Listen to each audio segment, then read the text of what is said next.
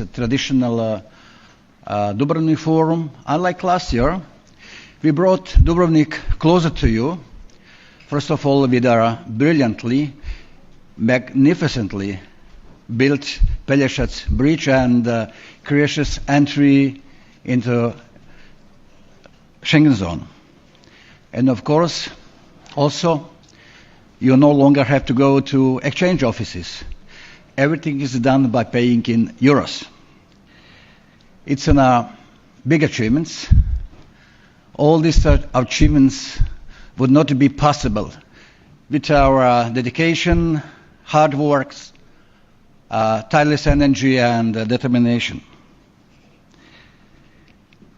It's my honor and privilege to deliver a few opening remarks at the beginning of this year's Dubrovnik Forum, titled Navigating in Global Reshuffle. Yesterday we had a chance to enjoy the gala dinner in the beautiful scenery between sun and sea. Gala dinner hosted by our Prime Minister. Thank you very much, Prime Minister, to host this in a gala dinner and for accepting patronage. Allow me just to summarize what lies ahead of us at today's conference. We have planned 5 engaging panels with the topics ranging from first, possible approaches to stabilizing world politics, second, Europe's energy transformation, third, strengthening the bonds in the Mediterranean, 4, a new Euro-Atlantic momentum for the Western Balkans, and EU's geopolitical weight and fluency in the language of power. Many thanks to our keynote speakers who are just about to take the floor at the setting panel. Speaker of the Croatian Parliament, Mr. Gorjan Rokovic, Prime Minister, Mr. Andrej Plenković, Secretary General of the Council of Europe, Madam Marija Pejčinović-Burić, my predecessor, Vice President of the Council of Ministers and Ministers of Foreign Affairs and International Cooperation of Italy, caro amico, Mr. Antonio Tajani, and High Representative of the EU for Foreign and Security Policy and Vice President of the European Commission, Josep Borrell. Hola, Josep. So, welcome. As in the past years, the traditional Dubrovnik Forum opens to discuss the pressing issues on the global scene and to reaffirm our commitment to the principles of dialogue and cooperation in these times of the global reshuffle and brutal Russian aggression against Ukraine. I am sure and hope we will have a fruitful discussion, good networking, and a renewed sense of unity in light of the turbulent times ahead of us. But just before start the panel, we will have a video message from Mr. Matthias Korman, Secretary General of the OECD, and Dmytro Kuleba, who is Minister of Foreign Affairs of Ukraine.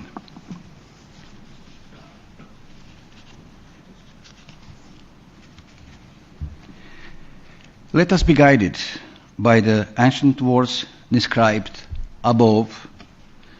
The former entrance to the mayor council call in the rector's palace here in Dubrovnik.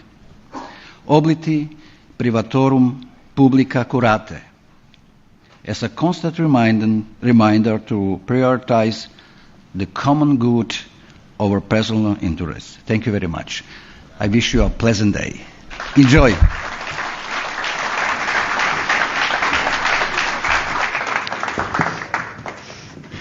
Thank you, Minister Grlić Radman, for your opening speech. As an intro before setting the scene, we would like to present 2 short video addresses from our guests who unfortunately were not able to join us today. Ladies and gentlemen, Minister of Foreign Affairs of Ukraine, Mr. Dmytro Kuleba. Ladies and gentlemen, I'm grateful to the organizers of the Dubrovnik Forum for the invitation. I regret I cannot join you in person, but I'm glad to address you remotely.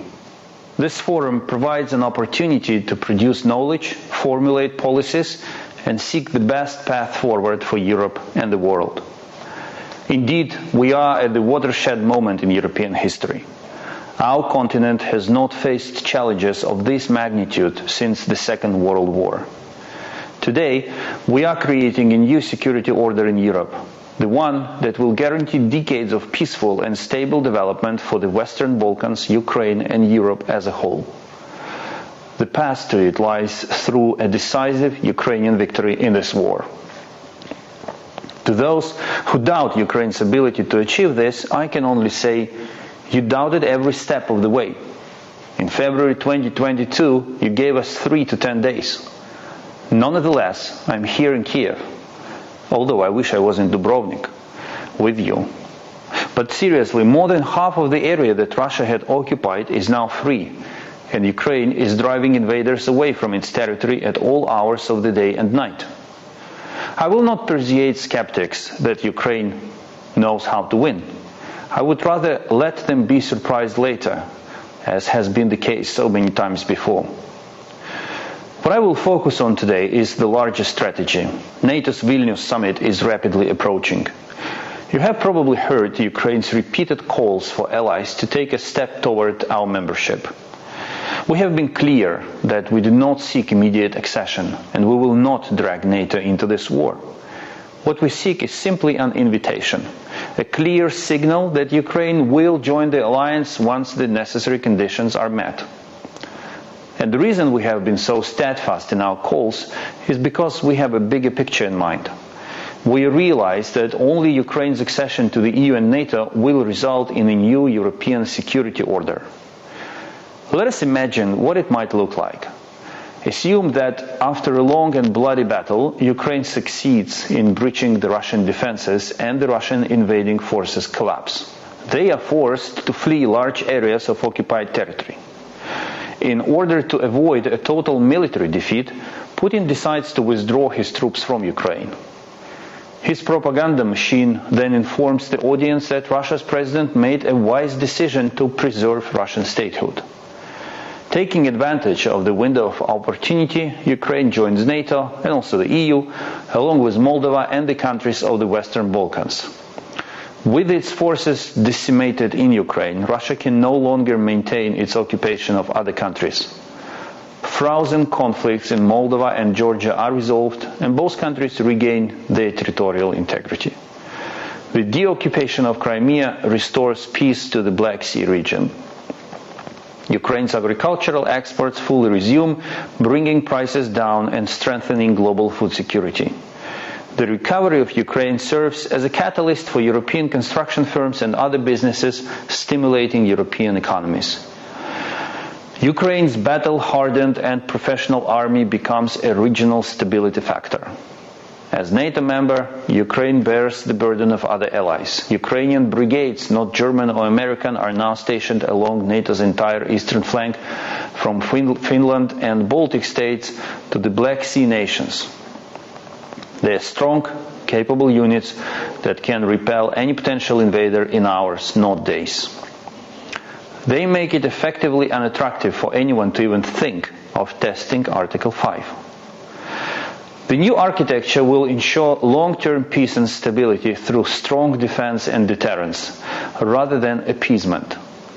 Europe will develop mutually beneficial and diverse economic ties with Asian, Arab, and African partners rather than deepening dependence on Russia. Energy independence from Russian fossil fuels will accelerate Europe's green transition. Extremist political forces across Europe will lose Russian funding, making it more difficult for them to gain popular support.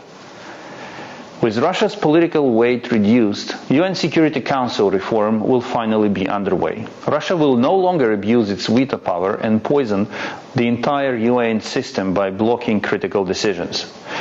Russia's influence will also dwindle in the OSCE and other international organizations, leading to reform and increased efficiency. The International Criminal Court and the Special Tribunal for the Crime of Aggression will provide justice for Russian crimes. This will also update international criminal law while discouraging any other evil force from abusing basic human principles. Europe and the world get a new solid moral foundation. These are not dreams. All of the above can become a reality if we act now. If we are not afraid to take bold steps rather than half measures. Fear is not and has never been a strategy. It is time to correct past mistakes, pursue our own European strategy, and act in our own best interests rather than simply reacting to others. All that is required is vision, tenacity, and courage. I'm confident we have it. So let's act. Thank you for your time. I wish you fruitful discussions. And I also thank Croatia for convening this important meeting.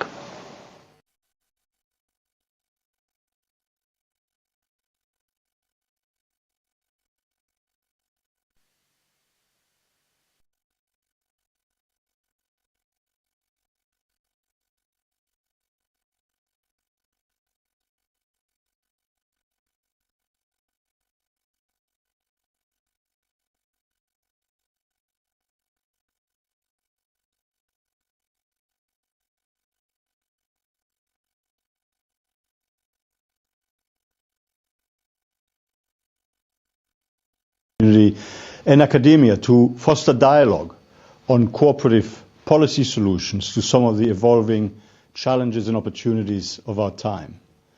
Discussions have focused on European integration at its first edition back in 2006, to energy security, the pandemic, the economic and social implications of Russia's war of aggression against Ukraine, and many other issues in between. This year's theme of navigating the global reshuffle is clearly very timely and highly relevant. The rules-based international order and the rules-based global trading system, which have underpinned growth, development, and increases in living standards around the world for many decades, are under significant pressure. Our latest economic outlook shows the global economy has begun to recover, but it is a recovery to comparatively low global growth, with risks tilted toward the downside. The OECD estimates that global growth will reach 2.7% this year, the lowest of any year since the global financial crisis, except for 2020, the main year of the pandemic, or the first year of the pandemic, I should say. Inflation remains too high and is not coming down fast enough. There are the significant uncertainties related to the continuing war in Ukraine and geopolitical tensions more generally, as well as a range of long-standing and increasingly urgent structural challenges related to climate change, the accelerating digital transformation, and population aging. Governments must continue to do both. Respond intelligently to short-term shocks and pressures, while making progress on longer-term structural reform needs with a view to optimize the strength and the quality of the economic development and growth, creating opportunities around the world, boosting productivity, including through reforms promoting competition, reviving investment, increasing female workforce participation, and alleviating supply constraints. Also, of course, securing the green and digital transformation of our economies and our societies, and ensuring well-functioning global markets based on a rules-based trading system in good working order. And indeed, tackling the economic and social challenges associated with population aging.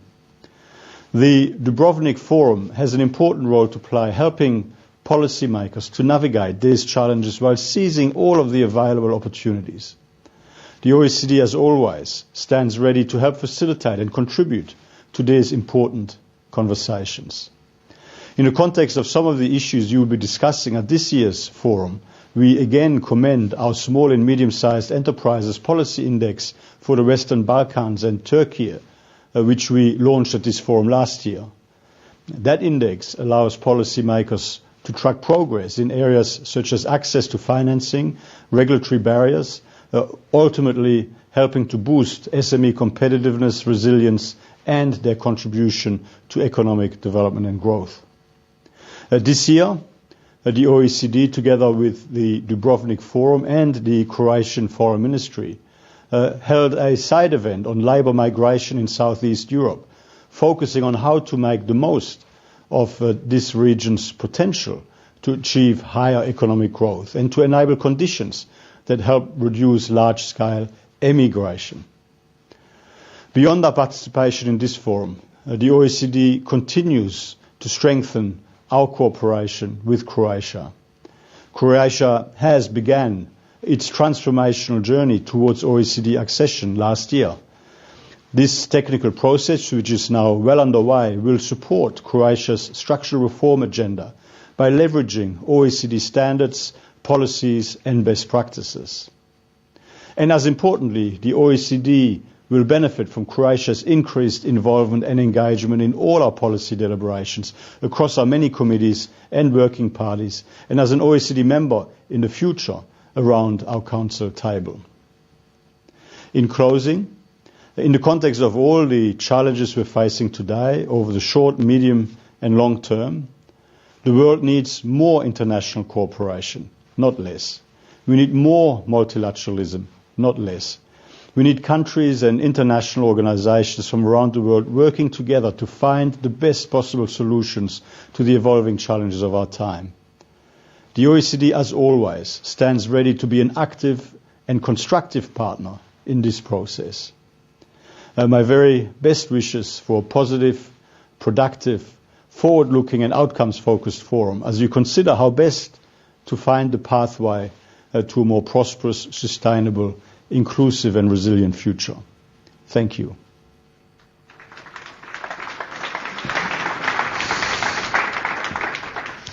We wish to thank Secretary General Corman for his message and words of support.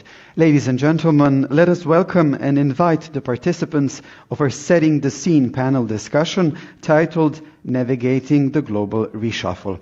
I hereby welcome and invite the Speaker of the Croatian Parliament, Mr. Gordan Jandrokovic, to take the floor. And a round of applause, please.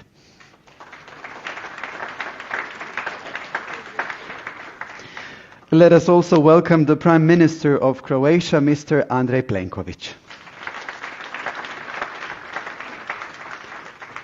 We are pleased that the Secretary General of the Council of Europe, Ms. Marija Pejčinović-Burić, will be with us today.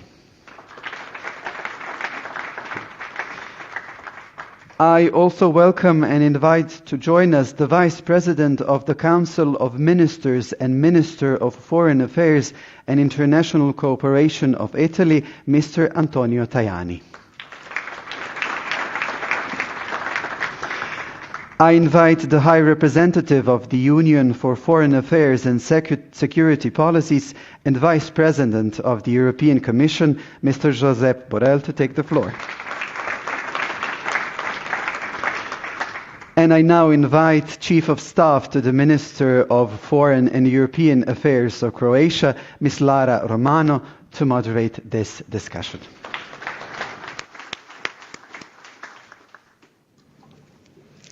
Welcome. Let me just concentrate on the first question immediately. Mr. High Representative, you coined the phrase Europe needs to learn to speak the language of power. How is that going?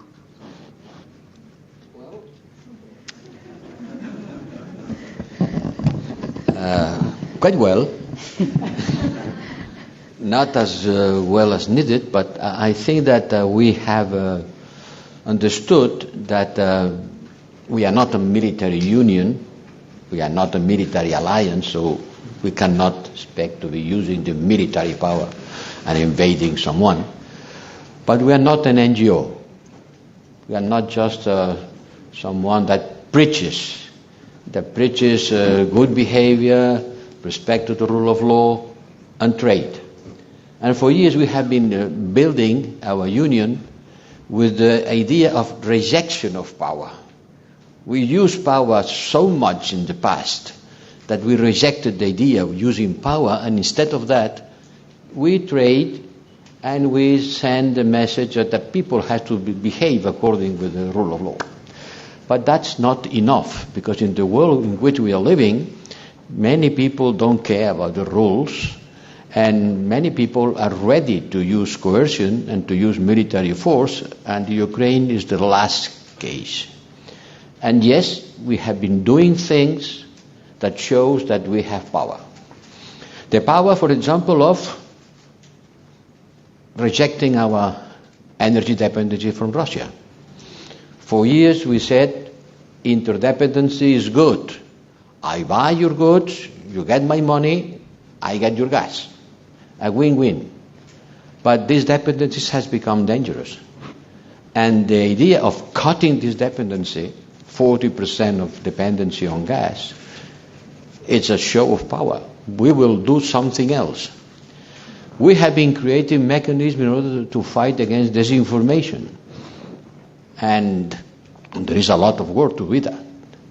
We have been thinking on our putting together our military capacities through the strategic compass. But a lot remains to be done. And we have taken sanctions, restrictive measures. The word sanction doesn't exist in the treaty. But restrictive measures against Russia, the biggest that one could have imagined, much more than when Crimea. And we have to continue using these tools. We have to continue showing to the counterparts in the world that yes, we can act, we can take measures against you. The war in Crimea also showed for us the possibility of providing lethal arms to a country at war. Has never done. And when I proposed to do it, people told me, are you crazy? Are we going to be involved in a war? Involved in a war? What does it mean to be involved in a war? We are not going to be part of the war, but we are going to send arms to someone to defend. This is a structural change on what the European Union is and what the European Union has to be if we want to survive in a world of power politics. Because like it or not, we are living in a world of power politics. And then the second big question for us is how do we balance our power in front of China? This is something in which the European Union will show what kind of geopolitical power it is. Thank you. Thank you, Mr. High Representative. An integrated security approach, that's what we need, right? And that's what we are going to work towards. Mr. Prime Minister Andrej Plenković, how has Croatia been navigating in today's changed geopolitical landscape? First of all, great to be here. The forum looks even better from this perspective, and my greetings to the mayor of Dubrovnik and the prefect of Dubrovnik-Neretva County. We are no stranger to change as a country. Everything that has been happening with Croatia for the last 3 decades was connected through change, transformation, agility, adaptation, work for solutions in multiple crises that we have gone through. I think in terms of political approach, we have been very principled. The position of Croatian government, parliamentary majority was so clear in terms of condemning Russia as an aggressor against Ukraine and extending full solidarity and support to Ukraine as a victim. And this was the key principal position in terms of political approach of Croatia to the current context. When it comes to the repercussions on our way of life, on our economy, on our social situation, we had one very clear objective, to act decisively and swiftly in order to ensure and maintain the social cohesion of the society and by all means avoid the social fracture. This was the overarching task of our policy, and we have managed to do that so far.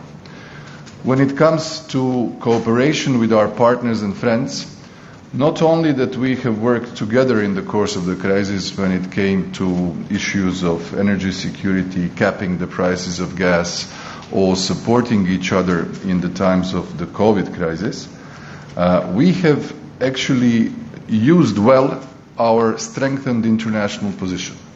This is the main line of the political framework that I've been promoting, which is called modern sovereignism, which enables Croatia, with its better international standing, to fulfill its key national tasks.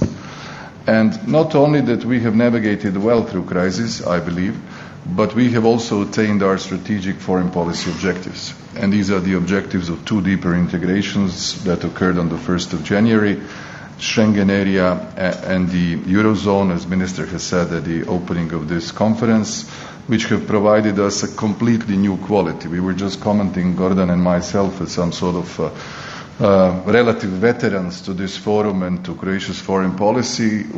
How did we manage to arrive at the point that one of the two introductory speeches of the conference bears the logo of the OECD behind?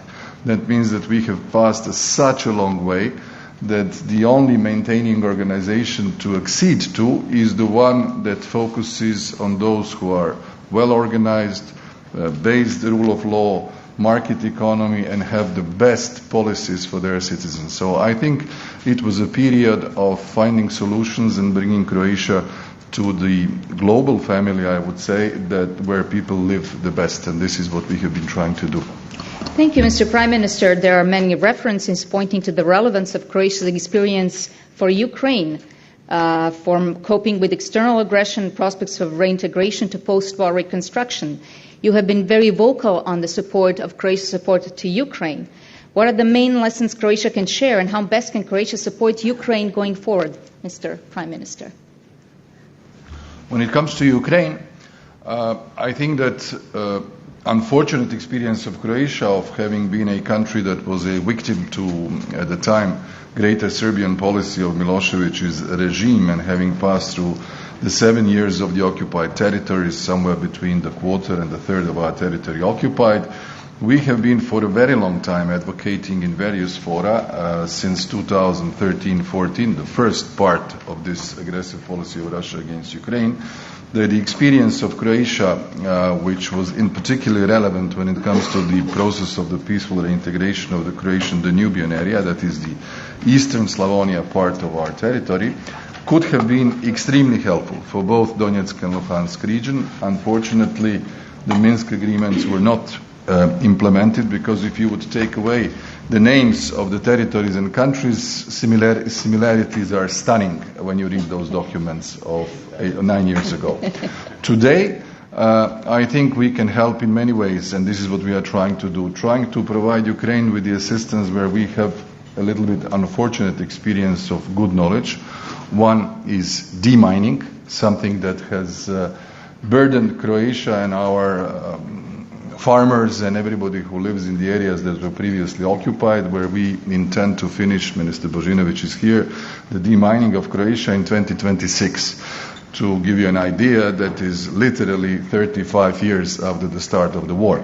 So 35 years for the process of demining of a territory which is incomparably smaller than Ukrainian territory, which is under mines.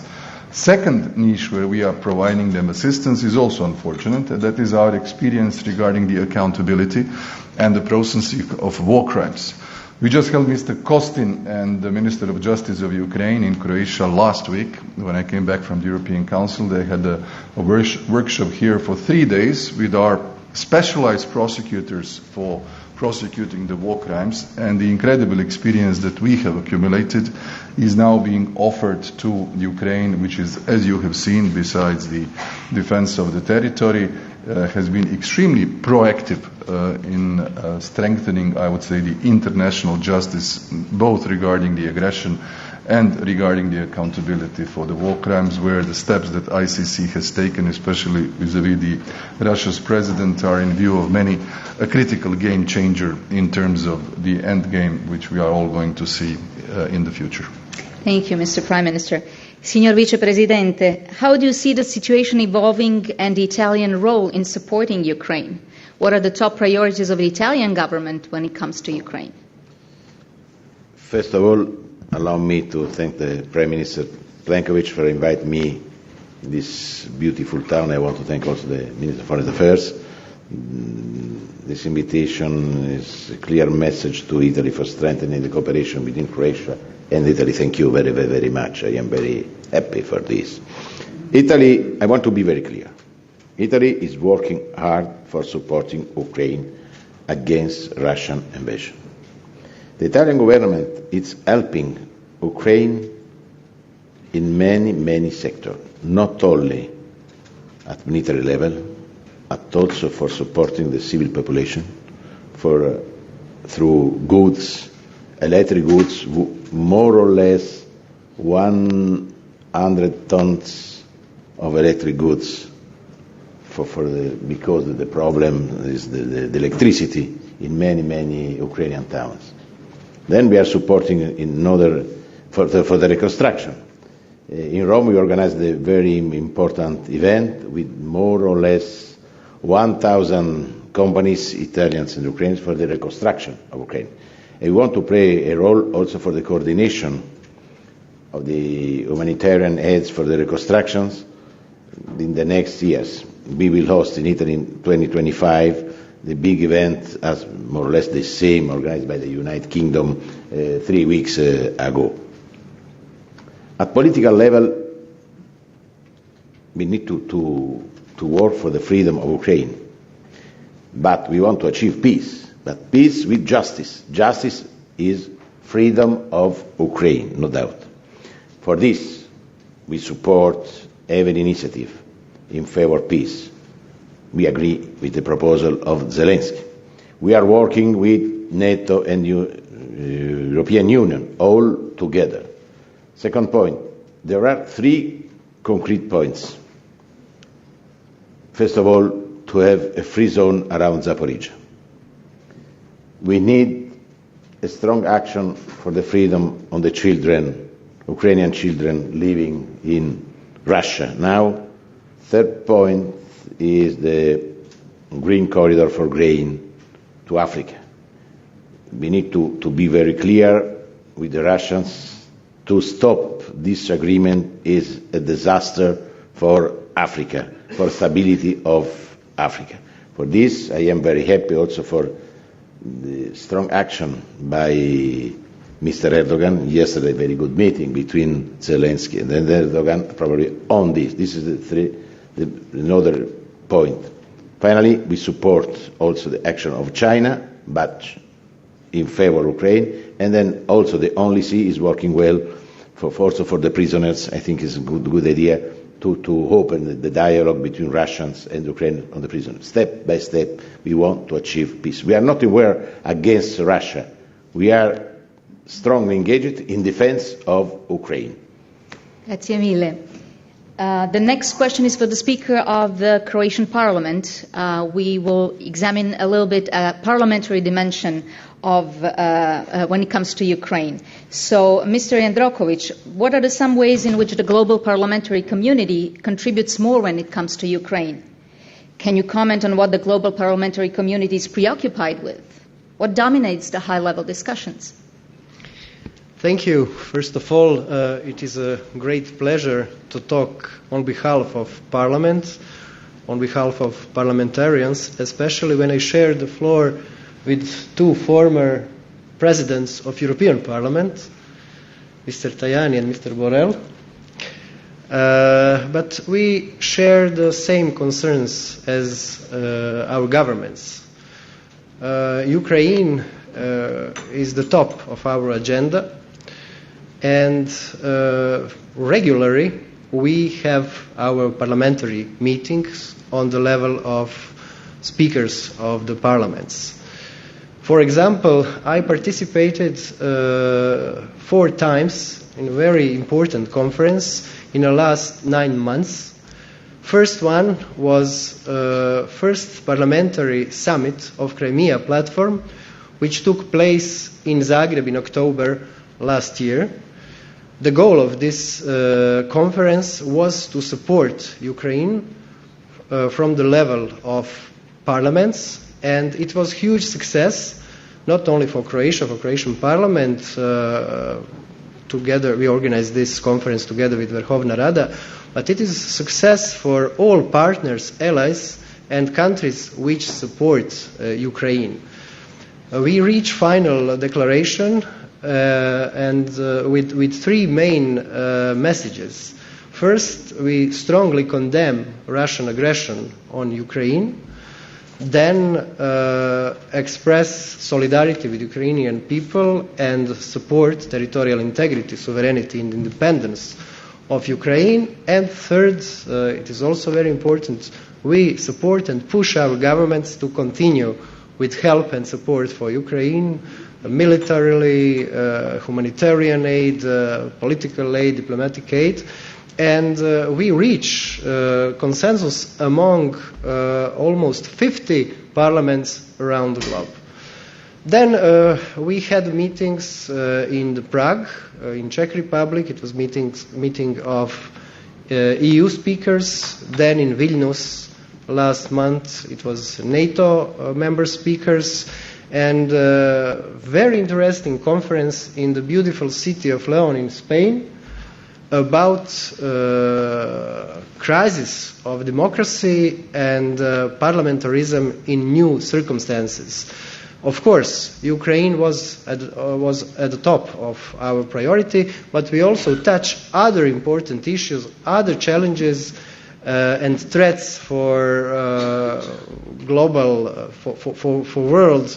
We touch also climate change, consequences of COVID-19, problems with artificial intelligence, with fake news, and all other important threats, which is big challenges for new world.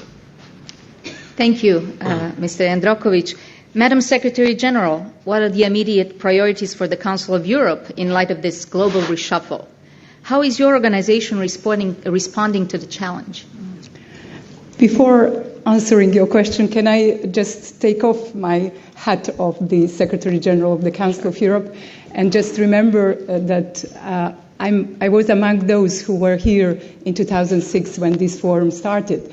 But what came up to my mind, both listening to Dmytro Kuleba and to Mr. Corman on the first edition of this conference, was that actually after the Dubrovnik Forum back in 2006, I was sent as an envoy to European Yalta strategy to Ukraine. So it's really telling and symbolic that we are now, that Ukraine is focused on our discussion. So coming back to your question, indeed, I think what Foreign Minister Kuleba was telling, what Ukraine does at the moment, is very much responding in one part, which is accountability, what we do for Ukraine. But before starting with that, let me just say one sentence on why we are where we are and why we are having now this discussion on reshuffling and changing how to respond to these tremendous changes in the global world of geopolitics. Russian Federation was a member of the Council of Europe, the biggest member, and actually the fact that it invaded Ukraine for the second time, this time for fully fledged illegal aggression, was immediately triggered immediate reaction on the Council of Europe side, which was immediately, really, literally the next day, suspending Russia from the organization, and in less than 3 weeks excluding Russia. And so far, we are the only international organization which was very bold in action and very clear in responding to our blatant breach of international law, of the statute and values of the Council of Europe. So, of course, with that, only on the level of the organization, if you don't take a bigger picture, it was a big event that we had to react. And actually, when we were thinking what we could do immediately for Ukraine, it came up as accountability. So we started with assisting the then Prosecutor General, really as the beginning of March 2022. We continue to do so, but in the meantime, we were continuing working on accountability path. We thought, what Council of Europe as the organization that protects human rights, democracy, and rule of law would be best at to offer to assist Ukraine was to set up the register of damage to register the claims of all the damage, moral or physical, that has been done to civilians. So actually, I can say that in less than 1 year, we already had a meeting of the parties, that we have at this moment 42 members of the register, including all G7 members and European Union as a member. And I think the number is only to grow. But this was, and it's also the first, and for this, the first follow-up of the UN resolution from November 14th for setting up the international instruments to hold Russia accountable legally for what they are doing. So we are there. We are working on the register. It will be set up in The Hague, and only in a few days' time I will sign the seat agreement with the Hague, and also it will have an antenna in Kiev. So this is a really clear answer to Russia that there will be no one single crime that they have committed, that it will be not brought before justice, and that we are not only talking about, but we are doing it. And with the register, we really start with that. So this is when it comes to the accountability, which is of utmost importance, because if we want a sustainable peace for Ukraine, and I think we all want that, but just and sustainable, we have to have accountability. But broader than that, for Ukraine, we work on through an action plan on resilience, recovery, and reconstruction. And I have to say that really our Ukrainian friends and colleagues are really formidable in what they are doing. They are really fighting a big enemy on the front, but at the same time, Rada is continue working, and they are continue to working with their national institutions preparing for the peace. So we are helping on that way as well. Through our reform of the justice, combating corruption, working on the economic crime side, but also working with youth, with the local government, and so on. So we believe that our prime responsibility at this moment is to assist our member state Ukraine in the all best way we can, from the point of view what this organization can offer.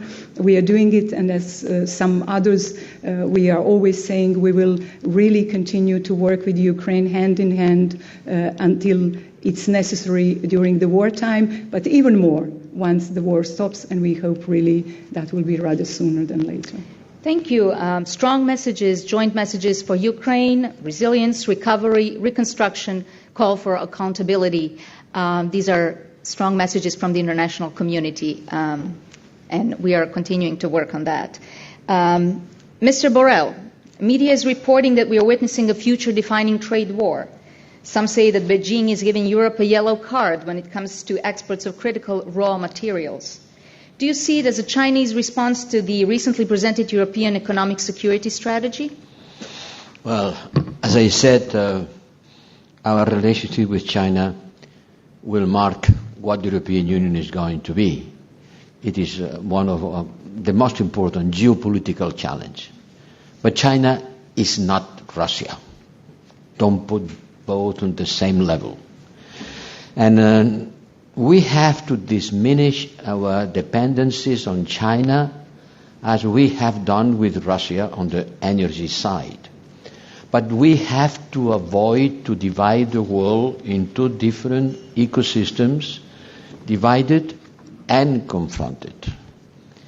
And on one side, we have to be precautionary because we have in China today a bigger dependency on the digital side that we had with Russia on the hydrocarbon side. And this is something that has to be reviewed. But on the other side, I think that we have to offer China a dialogue in order to give China some assurances, in order to get back also some commitments from their side. For example, we don't have, I think, to oppose the rise of China as a power, because it will be a power. It is already a power.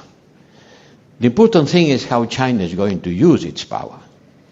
And this requires a much more sophisticated approach than just an assertive one.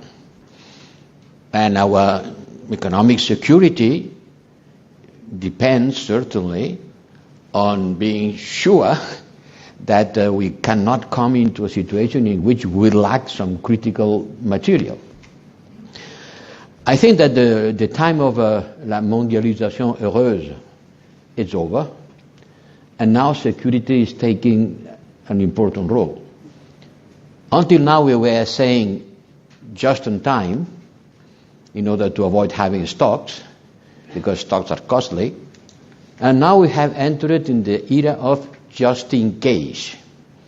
Just in case means precautionary, don't have too strong dependencies. And certainly China can retaliate a lot. When we say about de-risking, well, China can de-risk also toward us. Our relationship with China is too complex in order to be summarized in a catchy sentence, not decoupling de-risking. That doesn't mean, because de-risking comes with risk also. And it has to be done in an intelligent manner, knowing that it will take years and it will come with risk. That being said, it's clear that we have to be not naive. China is not going to evolve towards a multi-party democratic systems, as someone believed when China became a member of the World Trade Organization. China is a completely different political system. It's a completely different economic system, and it will remain the way it is. And we have to navigate in this global reshuffle, in which in some years from now China will be over the US in economic terms and becoming a big military power. And our relationship with China has to be built on the way that we combine the necessary, let's say, precautionary approach, not being dependent, critically, dangerously dependent, and on the other hand, to understand that it's a fact of life that China will continue having a strong influence in the world, and that we have to be more assertive in order to counterbalance this influence. I'm coming from an African country. I was traveling the whole night to have the pleasure to be here with you. This country has oil. Who is exploiting the oil? China. Who built a 2,000 kilometers pipeline to take this oil to the sea? China. Why not us? I'm coming from Latin America, in the triangle of a lithium triangle. All the firms who are exploiting the lithium there are Chinese. Why not us? Who prevents us from doing that? 80% of the critical raw materials who are needed for the digital transformation, 80% are being built, processed, not exploited, but processed in China. Why not us? So let's do it. De-risking is our homework. We don't have to negotiate it with China. It's just a matter of taking full conscience of who we are, where we are, and what do we have to do. So let's do it. Thank you, Mr. Borrell. Let's bring this just-in-case scenario closer to our region, closer to our borders. And in that sense, Mr. Vice President, your presence here today is much welcomed sign of a renewed focus on the Mediterranean, Adriatic, and Balkan regions. What are the lines of action of the Italian government, taking into account that both the Balkan region and the Mediterranean area have been impacted by the effects of the Russian aggression? Thank you for the question. For the Italian government, the Western Balkans are a priority. Why? Because the Western Balkans are Europe. We are working well with every country. We are starting with the countries members of the European Union. On Monday, Italy will organize a trilateral meeting in Ancona with your Minister for Foreign Affairs, the Minister for Slovenia, but we will invite also the Minister for Foreign Affairs, Austrian Minister for Foreign Affairs. For this, we want to have a common strategy for more Europe in the Western Balkans. I agree with Mr. Borrell. We need less Russia, less China, and more Europe in the Western Balkans. For this, talking on Ukraine, we will support, of course, the full membership of Ukraine in the European Union. But at the same time, we want full member of the European Union also the other countries of the Western Balkans.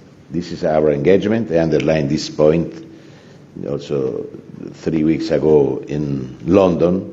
Ukraine, yes, but also the Western Balkans countries. Italy is working hard for the stability of the regions. The Italian soldiers working in Bosnia and Herzegovina, working close to the borders between Kosovo and Serbia, are working for peace. The Italian soldiers of Guardia di Finanza in Albania, they are working against human traffickers, against drug traffickers, in strict cooperation with the Albanian police. This is the Italian engagement. Why we want stability? Of course, because the Western Balkans are Europe, but there is another problem: illegal immigration. For Italy, there are unfortunately two corridors: Mediterranean corridor, and the second corridor is the Western Balkan corridor. For this, we need to work all together against the human traffickers, because they are the same organization of the drug traffickers, weapons traffickers. They are more or less the same organization. For us, it's a danger because the border in Friuli, Venezia, Giulia, every day there are problems in this border for illegal immigrants coming from the south of Europe, from Turkey, from Syria. This is a big problem. But the only one solution is to work as Europeans all together against illegal immigration. We are in favor of legal migrants, but we need to stop the traffickers. It's the only one solution for Italy is to work all together through good action in Africa. I believe in a European Marshall Plan for growth of Africa, but at the same time, we need to stop the human traffickers all together. We need an European strategy. Italy alone, Croatia alone, it's impossible to do it. Thank you, Mr. Vice President. We hear you loud and clear, and it's an issue of utmost importance even for us. Mr. Prime Minister, the one area which has also been impacted by the Russian aggression is the enlargement of the EU.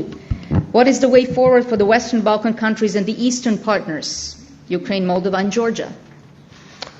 Well, indeed, the first ramifications of what Russia has done against Ukraine was very plastic in terms of status at the Council of Europe. Russia is not anymore part of the Council of Europe. It was one of our elements in Reykjavik at the summit after more than 20 years. And Ukraine has been granted a candidate status. So institutional, complete change. The similar thing will happen now in Vilnius when Ukraine will be upgraded to the level of the NATO-Ukraine Council rather than the lower status of the Commission before. And also a more concrete language about the future, something that Mitra was saying at the beginning of the conference. Let alone that Moldova and Georgia have also been granted a candidate status with a slight nuances. But these are huge changes. A few years ago, within the European Union, both institutions and member states, to even think that the neighborhood countries may get the same type of language and perspective as those who were within the enlargement policy was unthinkable. Now they're all there, even pushing the countries of the Western Balkans to go faster. Croatia was saying for many years to our partners within the European Union, if we are not engaged enough in the region of Southeast Europe, other big players will be and are engaged. And this has finally changed, I would say, somewhere in 2018, when Bulgaria had, Maria is here, chairmanship or presidency of the Council, and Boyko Borisov organized the summit in Sofia after 15 years after Thessaloniki. We have finally understood, look, there are countries who are surrounded by the European Union member states. They, in principle, would all like to join. Maybe it's a good idea that we have a systematic dialogue. Something we were saying for many, many years because the whole process started in Zagreb. And since then, we are now meeting basically every year. And the countries have gained a chance to accelerate their process if they, of course, perform at the reform, at the deeds part of the exercise. And here it's good, literally, that all the Quint members are here, the ones that are discussing the situation in Bosnia and Herzegovina on a daily basis, that are following the situation in Kosovo, that are trying to help to address the remaining issues between Bulgaria and Macedonia, or North Macedonia, in order to enable the process for this country to go forward. I think we should make a push, because now it's the moment, it's the unique opportunity for all of our neighbors to make step forward. I believe that the fact that the mood has changed, not that the arms are again wide open as they were 30 years ago towards the countries of Central and Eastern Europe, but I think despite the negative consequences of the migratory movements and the crisis that has changed completely the political mood in the old member states, if there is one core issue that will be a signal of reservedness towards the enlargement, is the consequences of migration. Antonio was referring to it now. We saw it during our Schengen negotiations. We had to literally navigate through several needles' eyes in order to attain this objective, and we have seen yesterday news on the debate in the Netherlands regarding the migratory policy. So we'll have to take this issue very, very seriously. And I have to praise here my colleague Kyriakos Mitsotakis, who after bad policies of Tsipras and Syriza has actually made huge progress on securing the Greek-Turkish border. That has actually stopped by 98% the migration at the Eastern Mediterranean, Western Balkans route. Had this not been done, we would all be in a very different situation, literally, compared to 2015-16 crisis. So the moment is now. We are here to push and offer all of our experience and knowledge to our friends. Thank you, Mr. Prime Minister. Indeed, the political mood is constantly changing, and it is important to feel the pulse of the people, of our citizens. Mr. Androkovic, from the parliamentary perspective, can you speak about some specific dangers you have identified for our citizens whom you represent? What answers can be offered from the parliamentary and interparliamentary level? The world is changing dramatically, Europe particularly, and we all face consequences of pandemic of COVID-19 and also Russian aggression against Ukraine. From my point of view, Europe must or needs develop more strategic autonomy and resilience to critical sectors like food, health, energy, defense, security. But at the same time, we should protect our democracy and our values. And maybe it is crucial to explain our people how difficult was to build our societies and our states based on these values: peace, freedom, democracy, rule of law, protection of human rights. It is not taken us for granted. Generations of politicians fight to build our societies and this spirit of Europe. And now we all, I talk with a lot of colleagues of mine, speakers of parliament, and we share this very similar or same concerns. First, there is threats, direct threats to our citizens, to our democratic institutions, and to our values. And we see information manipulation. We see foreign interference in our elections. We see fake news, hybrid and cyber activities. We also see populism, extremism, radicalism from both sides of political spectrum, from the left and from the right. And we see irresponsible politicians who offer shallow criticism, not argument, but they offer our people a solution which is not real. And now, as a responsible politician, we should respond and try to find a way how to explain our people what is going on. And there is no clear recipe what we should do, because the world is new, with new technologies, with internet, social media, and it demands from us to adjust and to offer new solutions. I can see from the position of the politician to offer responsible, achievable and sustainable policies, to communicate with our people openly, try to explain. At the same time, we should also focus on our citizens and try to develop mechanisms that provide more information, transparency and integrity, and also helping them to strengthen media and digital literacy. It's not easy, but this is new world, new challenges, and it is our duty to improve ourselves and to adjust to these new challenges. Indeed, adjustment. Adjustment, it's a key word here. And in that context, Madam Secretary General, how do you see the Council of Europe in the longer term? Will the Council of Europe recalibrate its priorities and its work in light of these challenges mentioned? Thank you very much. I'm very grateful to the Speaker of the Parliament to have spoken on actually the basic reasons why the Council of Europe exists. At the establishment of the Council of Europe back in 1949 in St. James's Palace in London, the key words were, we are establishing the Council of Peace, and all we hope is to have hope and reason. And I was struck 3 weeks ago in London, where I was at the same Ukraine conference in London, to hear that you can easily use that at this stage where Europe is now.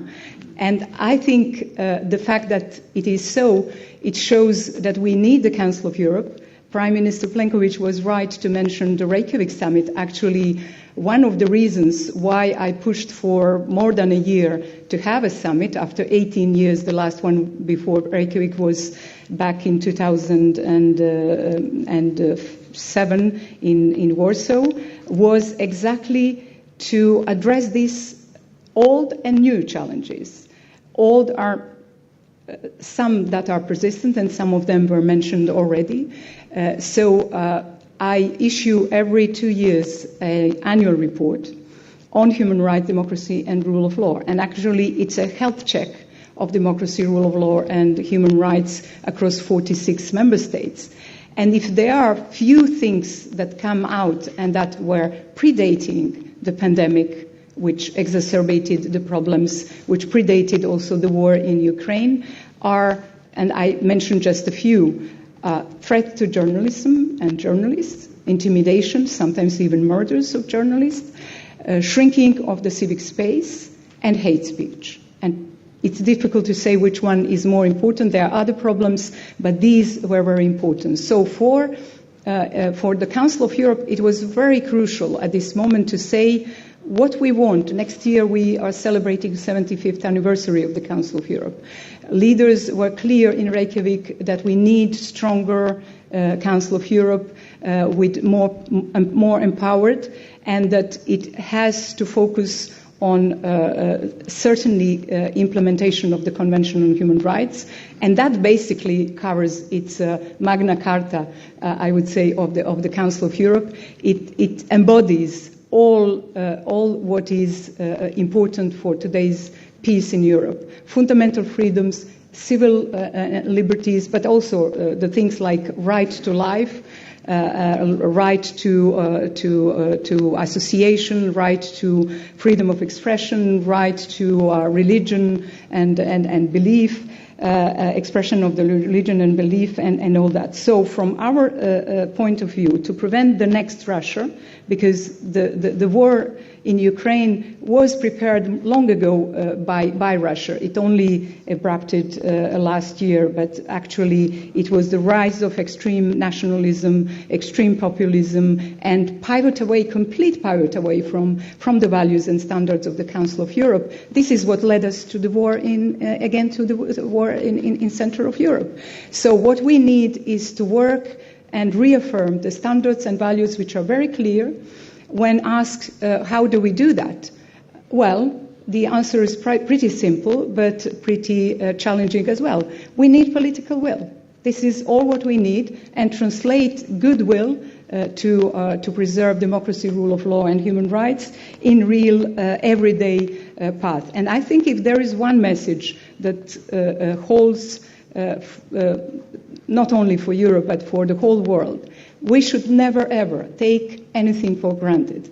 We try to believe that we reached, and we have reached, we can be very proud of Europe, we reached a level of developments in civil liberties which are unprecedented elsewhere. We have the Convention on Human Rights, we have European Social Charter, we have all the rights there, and we are working to implement them.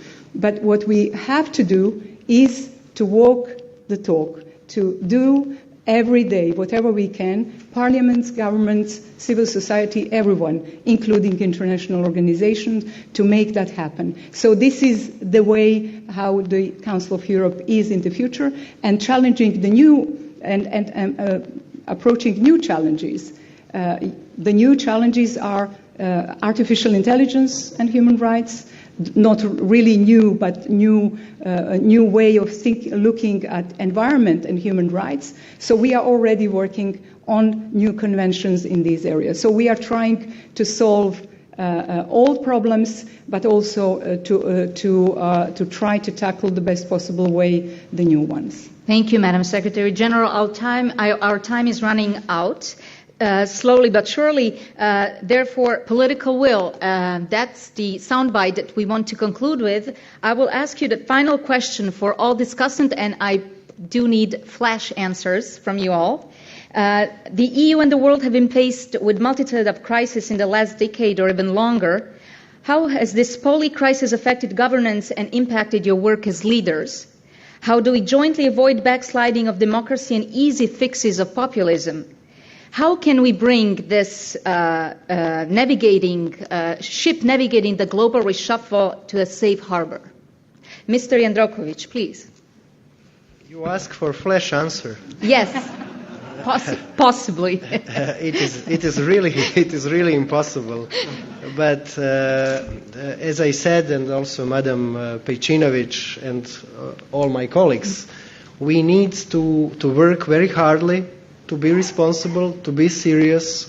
We have so many challenges. I don't remember during my political career that we have so many different areas in which we have threats. There is no simple answer. We should continue in the same spirit, together. We should show solidarity to each other, unity, also provide help to our friends in Ukraine, educate new generation to understand the world, to understand the values, which is important for a normal, comfortable life which we have in Europe, and work. This is the only way. Thank you, Madam Secretary General.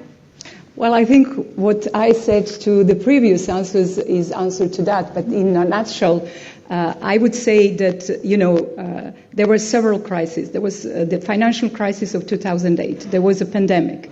There is a war of aggression against Ukraine.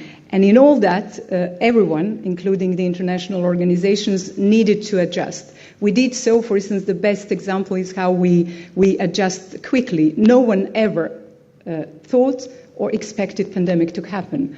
And then when it happened, we all had to ask ourselves how to survive, how to physically survive, how to keep health and human lives there, but also how to reshuffle our work.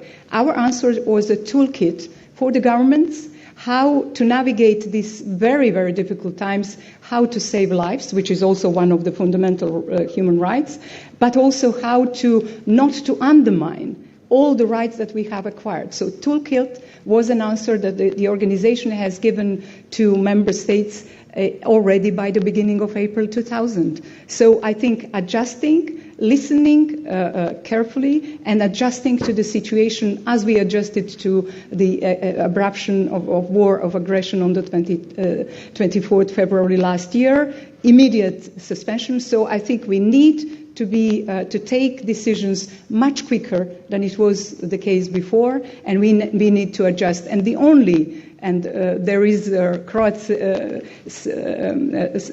poem saying, only the change is constant. And I think this is the motto for this world. Only the change is constant, we have to adjust.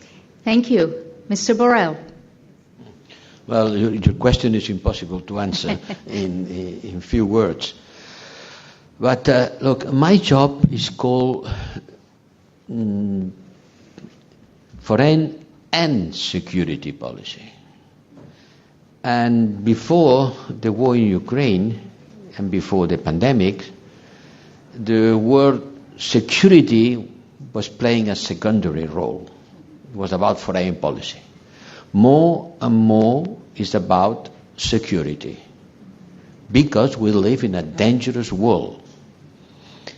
And don't give for granted that we Europeans, we could survive in this world without more unity, because each one of us is too small to face the challenges of this world.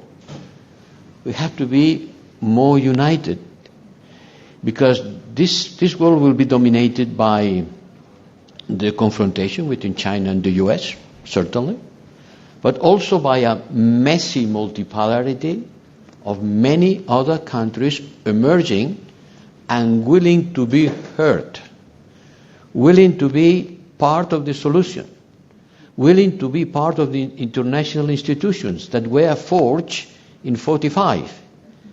After the Second World War, when some of these countries, they don't even existed. China didn't exist in 1945. It didn't exist the way it is today. But look, there are many who want to take part of the new world order. And we have to take that into account. We Europeans, we are the best combination of political freedom, economic prosperity, and social cohesion. But if we want this combination of good things that we can offer to our citizens, political freedom, economic prosperity, and social cohesion, we have to be more united to take decisions quicker and to take into account the problems of the rest of the world. To take into account their problems, because sometimes they believe that when we have a problem, this is a global problem. But when they have a problem, it is something different. We have to avoid double standards. We have to avoid the feeling that yes, but not. And we have to engage much more with the root problems of the causes that affect us. Migration is a typical example. Migration will not be solved just by putting walls in our borders. Migration will only be solved if we solve the root causes of it. And if you travel through Africa, then you will understand which are the root causes. So more unity, less preaching, and most engaging. Thank you. Signor Vicepresidente. Today the confrontation is between democracy and totalitarianism. This is the new battle for the future. Also after the war in Ukraine, we will have China and Russia. In the West, Europe, of course, America. But if we want to strengthen stability, peace and security as Mr. Borrell said, we need to change also our policy. We need to look at Africa and at South America. To live in Chinese and Russian hands, Wagner and Chinese in Africa, but South America is the same. For this, we need to look at these two continents with different ideas. We need to look at these countries not with our glasses, but with the African glasses, the South American glasses. They want to talk with us, but if we are not strongly engaged in this country, they will be against us, under Chinese control. In 2050, we will have between 2.5 billion and 3 billion people living in Africa. What we want to do in this continent? We want to organize a strong friendship with this continent or not? Look at Tunisia, Libya. They are living difficult moment because the immigration, they're pushing climate change, health problems, terrorism, piracy. There are a lot of problems. It's our interest to look at Africa, to look at South America. But we need a strategy. We need investment. We need a Marshall Plan for Africa, for helping growth, to organize joint ventures, also for the transformations of the raw materials in this continent, against colonization. It's only for growth. And we need to do the same in South America. I agree with Mr. Borrell. For this is the future of Europe and the G7. Also in the Indo-Pacific region, we need to work for more democracy. We need to strengthen, for example, our friendship with India. This is crucial for us. If we want to, because India is a democracy. China is not a democracy. Of course, we need to talk with China, but we need to have a model of life, democratic model of life. And also, please allow me to conclude on this. We need to protect our European values, because to live our European values is a big mistake. Our identity is very clear. For this, I think it's important also for paving a good future for us. To protect our identity is also to open the door. Without identity, it's difficult to open the door of the dialogue. And the dialogue is the dialogue with Africa, with South America. Thank you. Thank you. Final thoughts, Mr. Prime Minister. Well, I think there is no really an easy answer to your question, but it's true we are all navigating the global shuffle, and I think there are several elements we need to take into account. The one which I wanted to say was so well articulated by Antonio, and that is the competition between democracies and the authoritarian regimes. This is the big framework for the global game that we are all living at the moment. The solution, the way I see it, is that we must strengthen the respect of international law. This is essential for the success of finding solutions and difficulties for the global governance. The international law is the only reliable element that we can think about. Secondly, we should diminish in the West dependencies, whether it's energy or raw materials or anything else that can make us weaker. The third essential political element. In past decades, there was always the narrative that the West was using various soft ways of changing regimes and turning authoritarian regimes into democracies. What we are witnessing now is actually the impact of the authoritarian regime on our own democracies by weakening them and threatening the democratic processes. And basically, when you look at democratic countries and those who have more stable perspective of ruling for 10, 15, 20, 30 years in the conflictual context, of course, the one who is longer in power is stronger. And this is the difficulty of the task ahead of us. And I think, as Josep has said, we have to strengthen the security and defense part. We are actually, again, in the completely new cycle of investment into defense, something that many European countries have almost forgotten about. When you look at the numbers, and it's good to look at the numbers once in a while, of the funds allocated in some member states of NATO, the EU, for defense, it was going down. And basically now you see that there is a clear raising of the awareness that we need to invest more in defense. The migratory issue, if it comes back again in big context as it was 7-8 years ago, I think it will again have devastating impact on the political situation across Europe, and we need to be really very well prepared for that. And the only solution for that is strengthening of the external border and streamlining of all of our external policies, trying to address the issue where the problem actually starts. So no easy answer, but the global situation in the next decades is far more complex than any of the strategic documents had anticipated.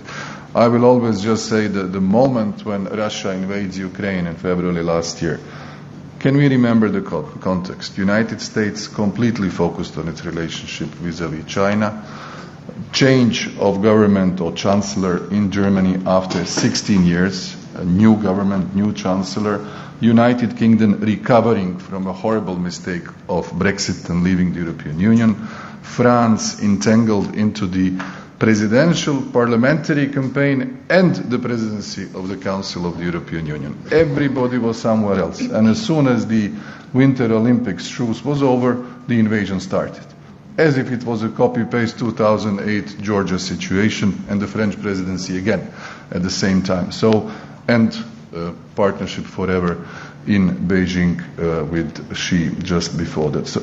So we have to be very careful. Those who are at ease in terms of the length of their mandate, they have more time to plan and act. Those who fight for the political survival have a very different agenda and a lot of checks and balances and control. So democracies need to be stronger in order to fight this global game in a successful manner. Thank you very much. Caution on one hand, yet there is room for optimism. On that note, we can conclude this panel. Thank you all for participating.